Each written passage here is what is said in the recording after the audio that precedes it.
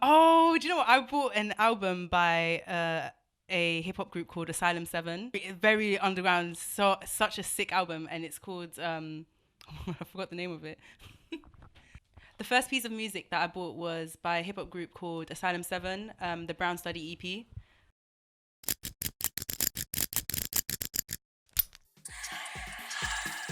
My name is Vanessa Maria. I'm a DJ, presenter, radio host, and a trainee production management assistant at the BBC. My first experience with music would have to be dancing on Sunday evenings with my dad to old reggae tracks. He's a DJ, and he used to mix with his CD player because we didn't have any decks, so he would put on a track and then do sound effects and be like, yeah, reload it, yeah, Ja Rastafari, and then you'll put the next track on. We just have a dance party every Sunday. It was great.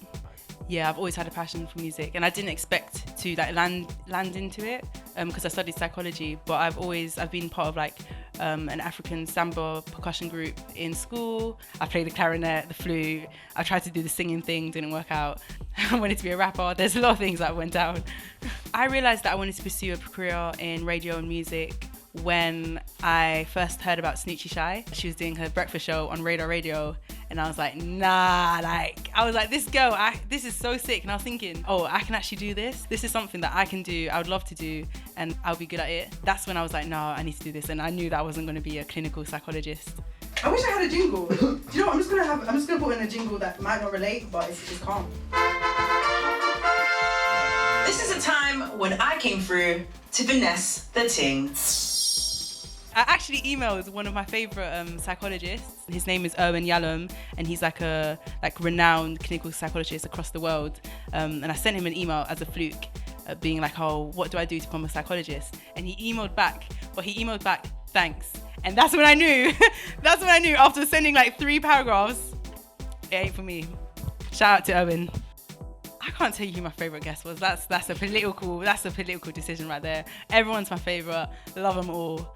But I have to say, interviewing Skitty was a highlight because I didn't expect that to happen. It was a monumental moment for me. Skitty, what?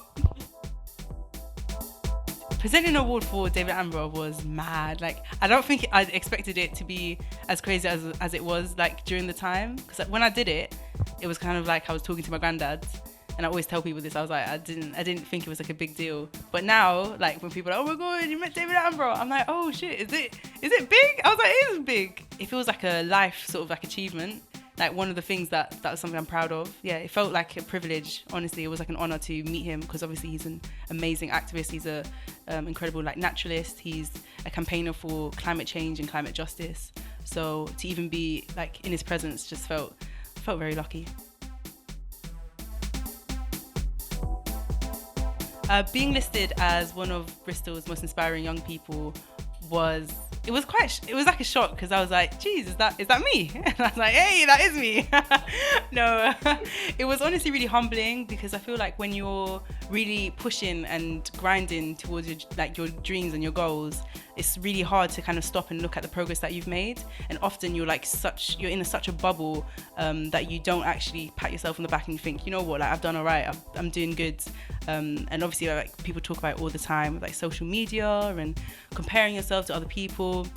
You don't really focus on your journey and you're like, this is my journey, the timing is my timing, and not everything's going to happen overnight.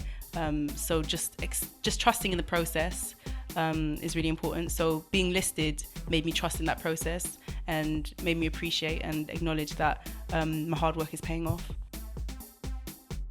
What do I want to do? What do I want to be? What I'd really like to be a creative powerhouse, doing the DJing, the presenting, the radio. I really, really, really, really want to create a platform which is going to basically breed a generation of inspirational people and have that feedback loop, which I think is sometimes missing in the industry. So people who've made it going back and making sure that they prop up everyone else who is, on trying to get into that industry.